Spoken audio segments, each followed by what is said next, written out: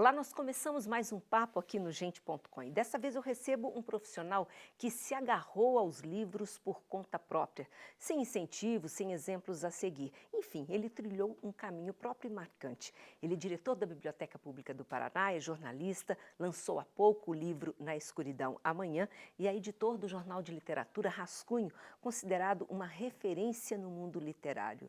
Eu converso hoje com Rogério Pereira, obrigada pela participação, Rogério. Você que está aí com a cabeça borbulhando, acabou de sair mais uma edição do Rascunho, não é? E as voltas com a divulgação do livro. Como é que tem sido a receptividade do livro? Sim, me espanta um pouco até, queria agradecer, Mira, o convite para participar do programa.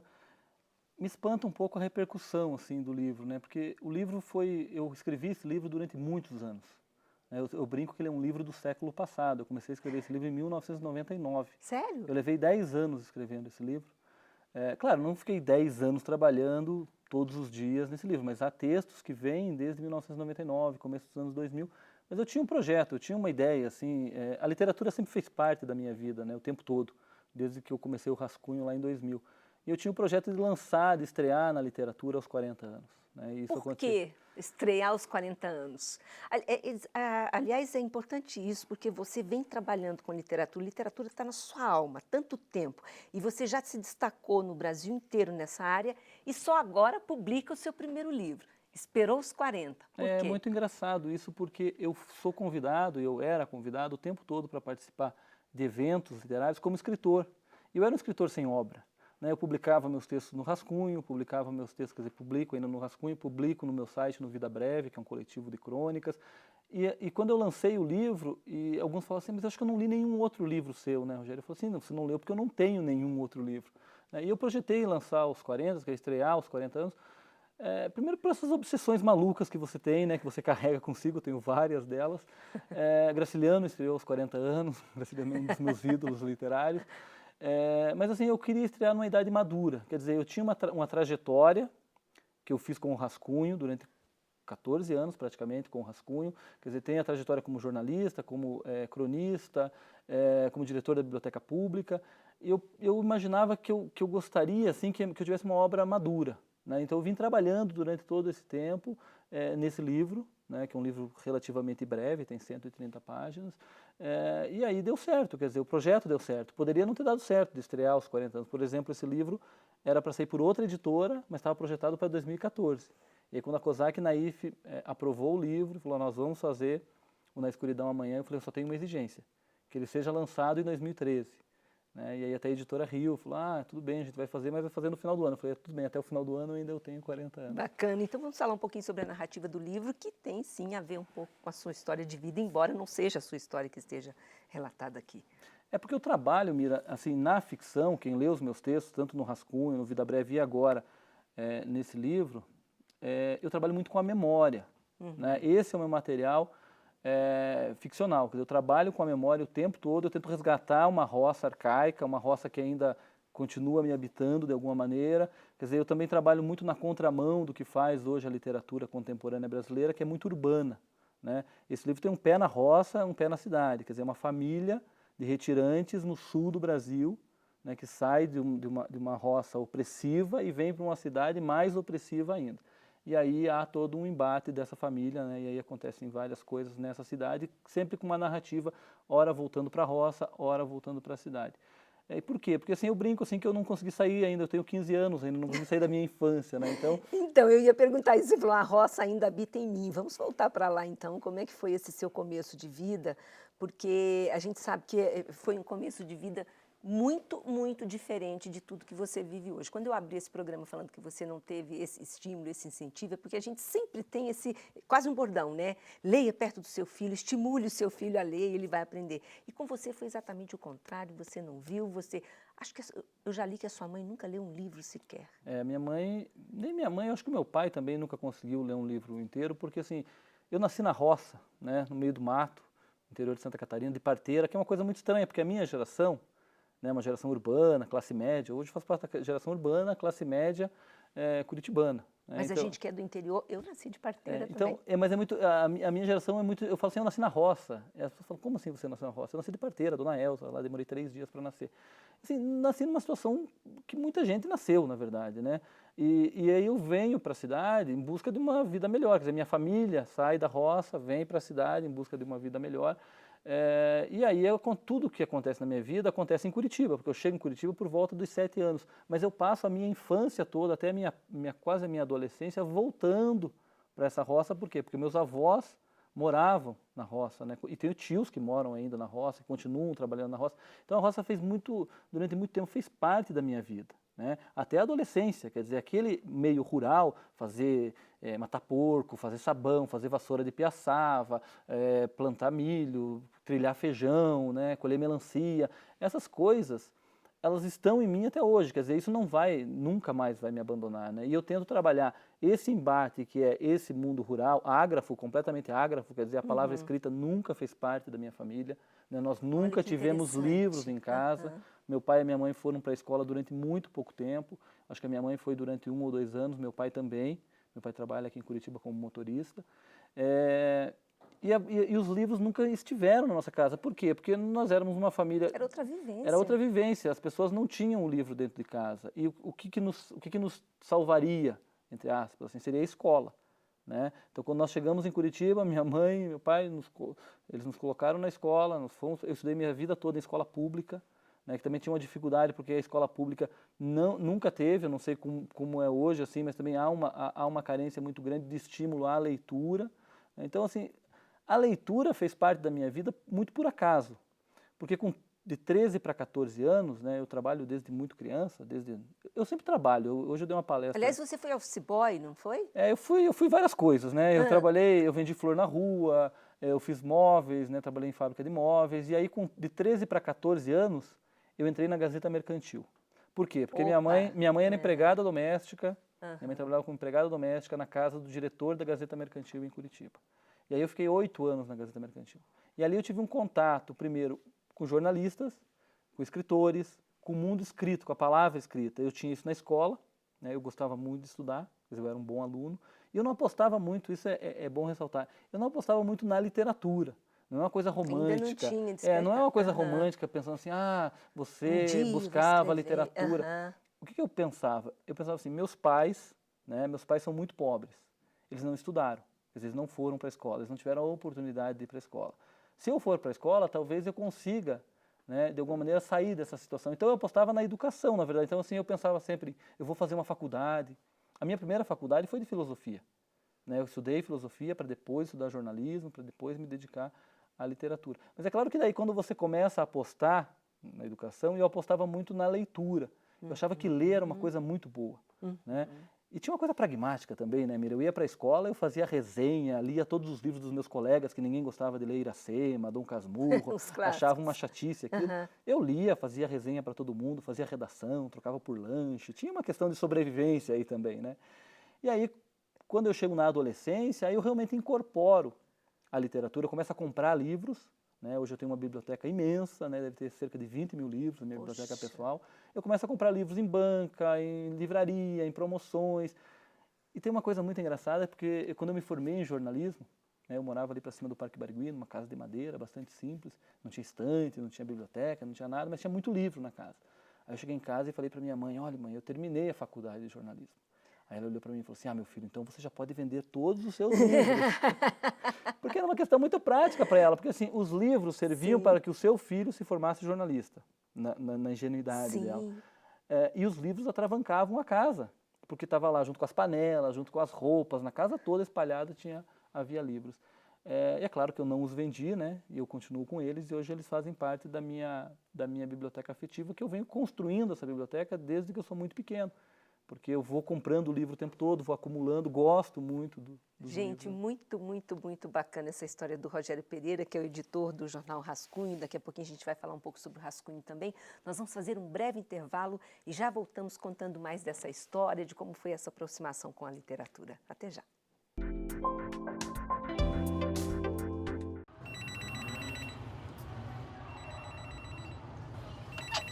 Alô? Por favor, me ajuda.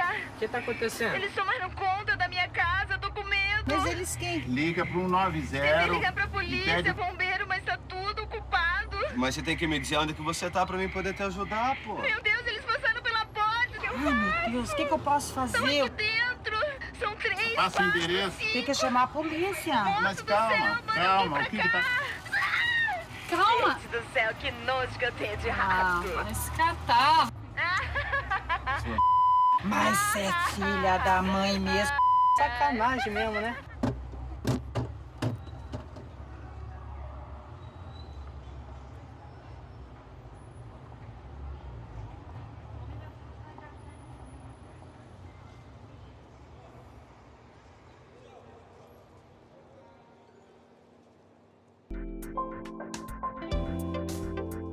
Estamos de volta com Gente.com, hoje batendo um papo aqui com o escritor Rogério Pereira, editor do Rascunho.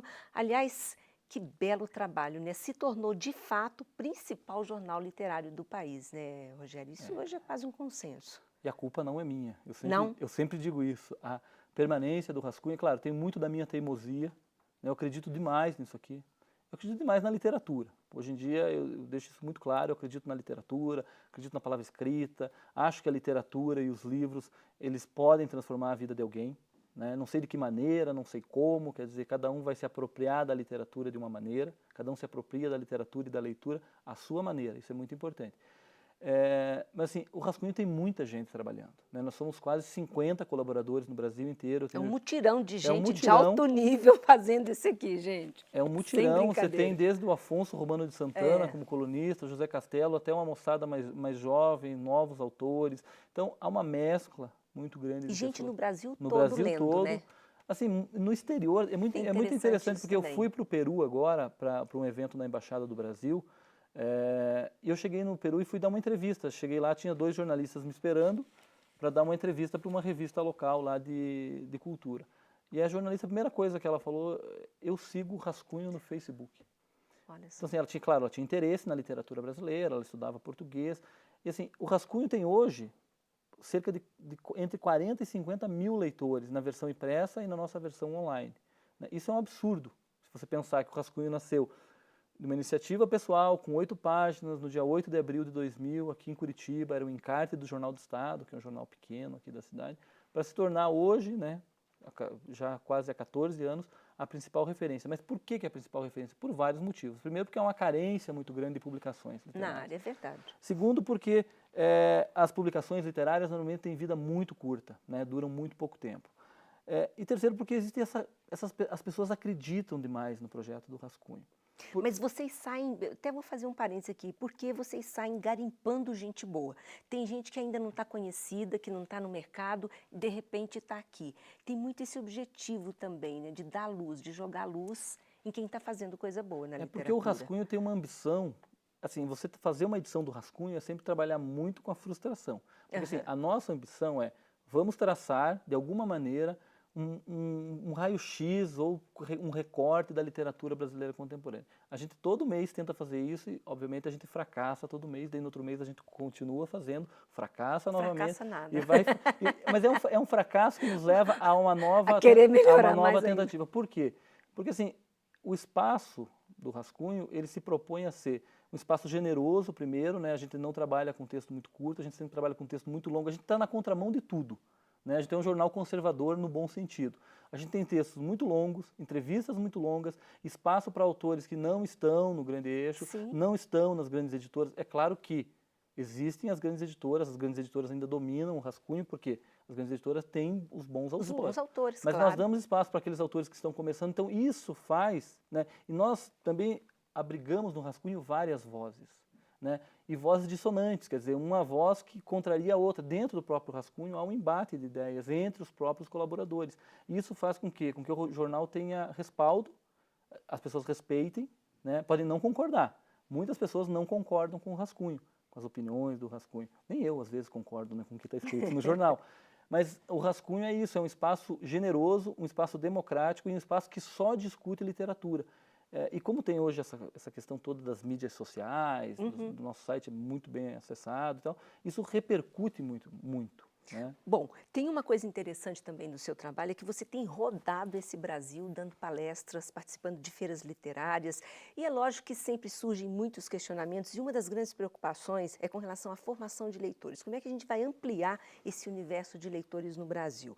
Antes de você responder, eu vou te mostrar uma reportagem que nós fizemos aqui no interior do Paraná, muito legal, de uma professora que fundou uma casa de leitura, e hoje os moradores, os meninos, acabam se disputando para ver quem vai ler mais. Olha só que legal.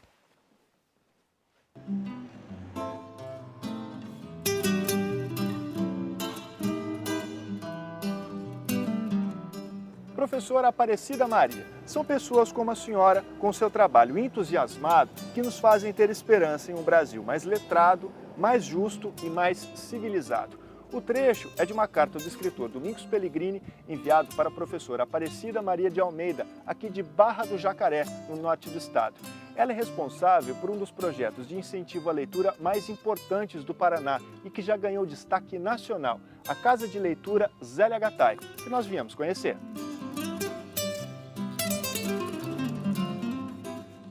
São mais de 20 mil exemplares que começaram a chegar depois que a professora decidiu pedir doações de livros a escritores de todo o Brasil. As cartas guardadas contam essa história e enchem a professora de orgulho.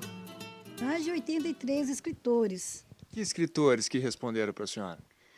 A dona Zélia, né? A Zélia Gattai, o Paulo Coelho, o Domingos Pellegrini. Nossa, eles incentivavam bastante, sempre estavam mandando os livros.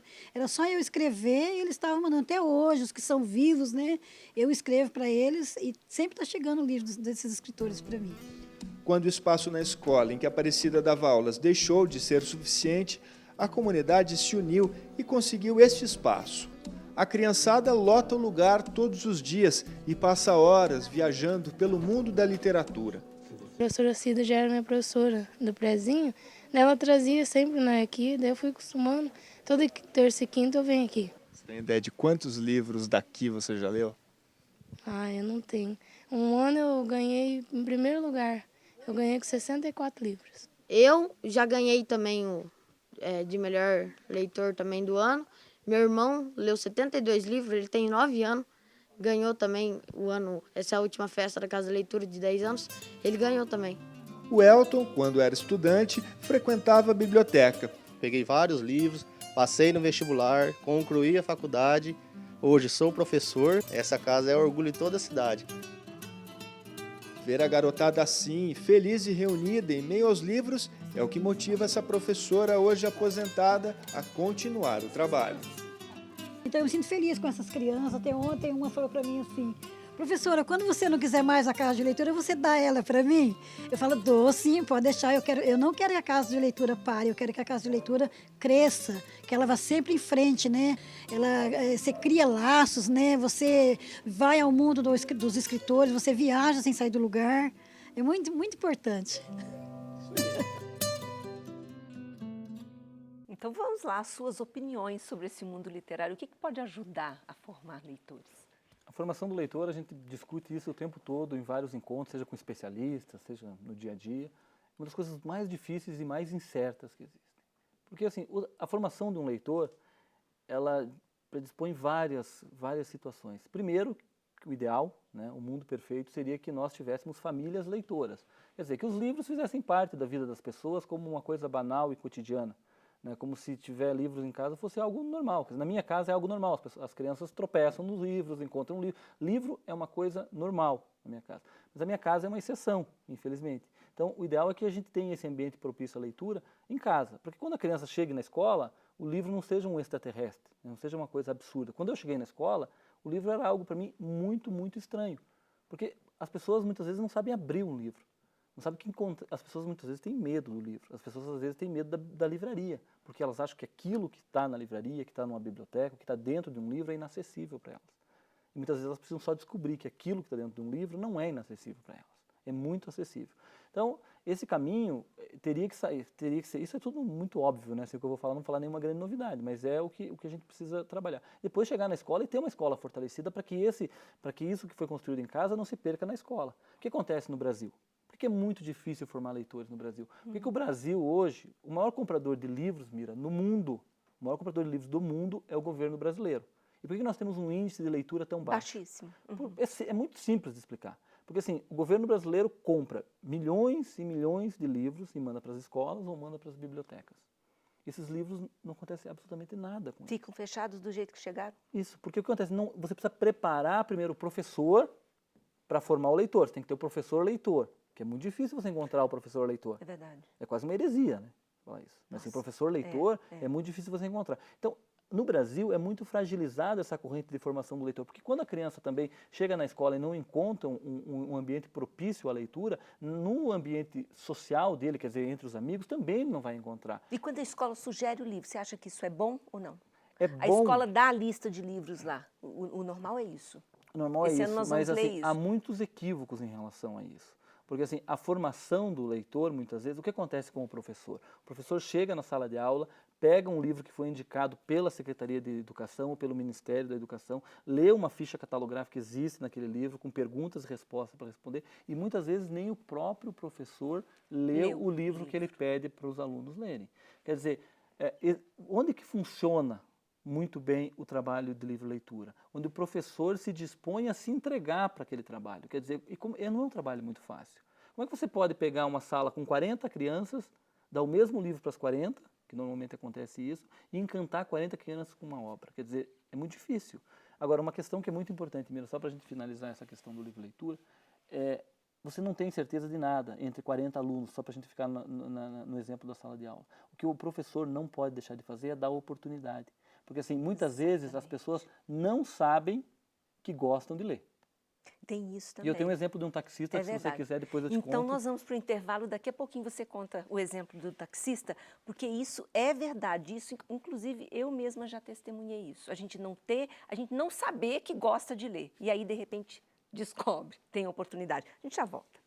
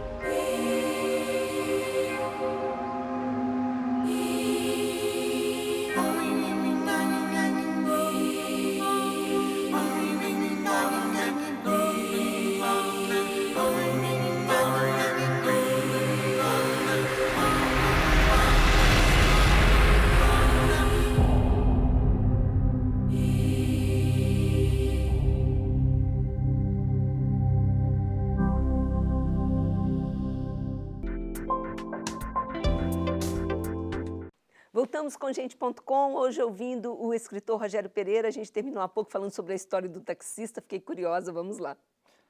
A história do taxista é mais ou menos, eu sempre encarno essa história, porque eu entrei num táxi domingo à tarde, eu vou muito ao futebol, né? Gosto muito de ir ao estádio de futebol. Você joga futebol, eu jogo pode contar futebol, aqui. Eu tenho uma história sempre muito ligada. É como toda criança que vem numa situação social não muito privilegiada, eu queria ser jogador de futebol, na verdade, né? Opa! Tentei de todas as formas e acabei... Tentou entrar num clube profissional, tudo isso? Tentei, joguei em categoria de base, depois joguei campeonato amador com Curitiba durante 20 anos, mas ainda bem que não fui, porque seria um jogador no mínimo, quer dizer, no máximo mediano. Né? E não teríamos um grande escritor, ainda bem. Teríamos um escritor, mas, então eu fui ao estádio e eu sempre levo livros.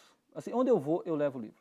Porque para mim eles são as melhores companhias. Porque eu vou no banco, eu levo um livro, eu tenho um livro no carro, eu tenho um livro em vários lugares da minha vida. Porque assim, eu nunca sei o que vai acontecer. Né? Já me aconteceram coisas horríveis. E quando eu estou sozinho, tendo que esperar qualquer coisa e eu não tenho um livro, me dá uma agonia. Aflição. Me dá aflição, me dá agonia, me dá... Né?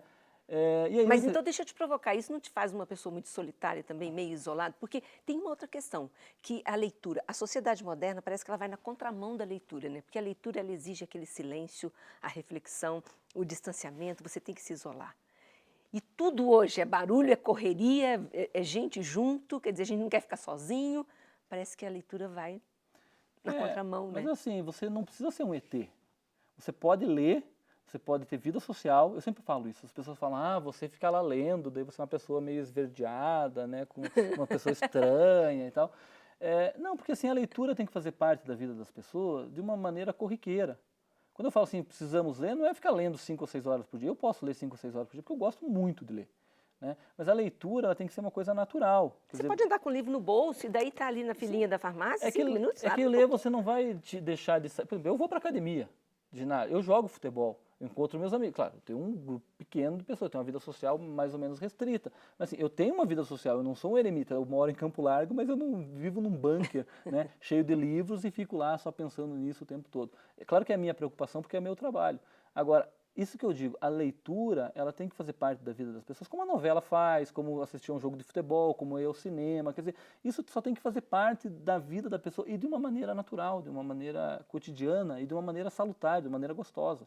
Né? Aí como você vai se apropriar da leitura é outra história, cada um se apropria do livro que lê da maneira que lhe convém.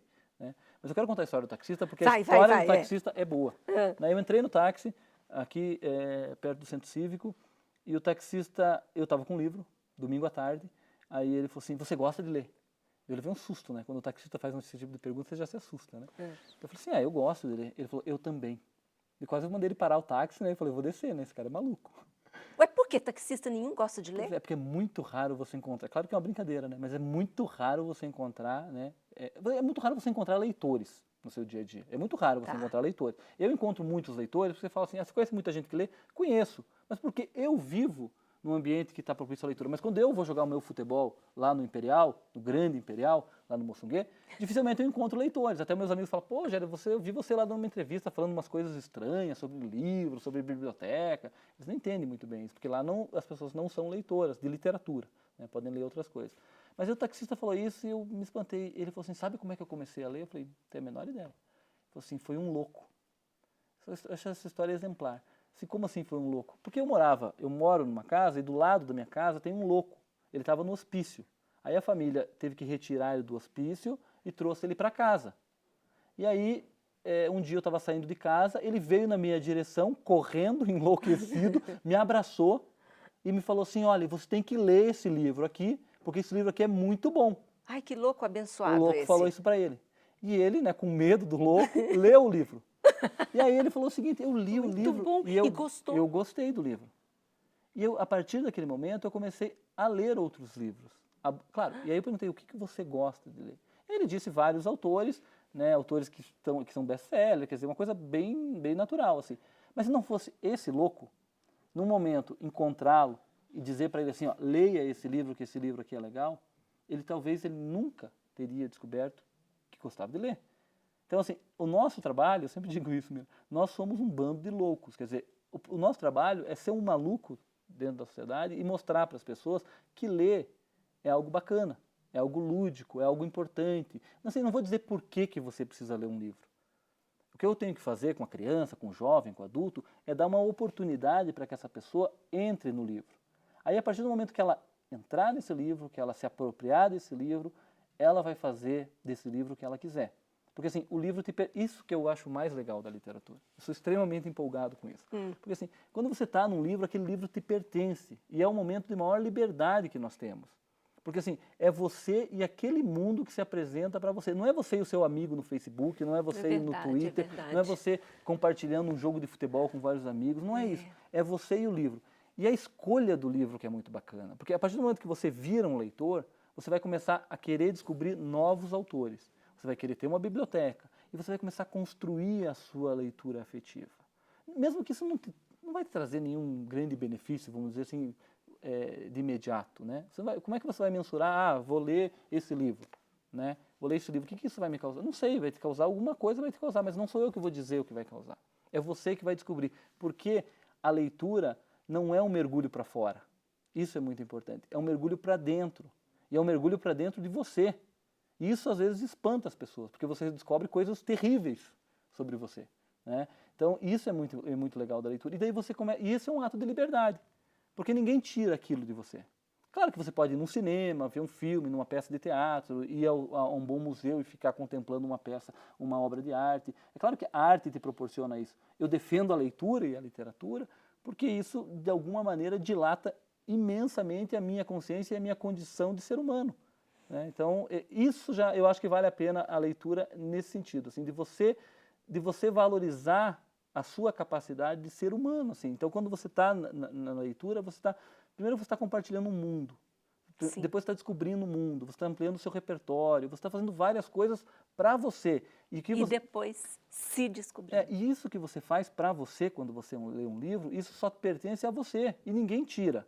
Claro que a capacidade de cada um, né, de aprender, de entrar num livro, de aproveitar a leitura, cada livro é um livro diferente para cada leitor, isso, né, a gente está cansado de ouvir. Mas é uma coisa que você faz só para você, quer dizer, é um investimento que você faz em você, para você. E um investimento, para a gente fechar, para sempre, que vale super a pena. A gente fica aqui te ouvindo, eu fiz pouquíssimas perguntas, porque eu fiquei degustando cada palavra que você fala. Fica aqui a dica, então, leia, leia, leia, porque vale a pena. Muito obrigado. Obrigada, Obrigado tudo pela de bom, oportunidade. parabéns pelo livro e pelo rascunho também, por todo o seu trabalho. Obrigado. O Gente.com fica por aqui, até o próximo programa.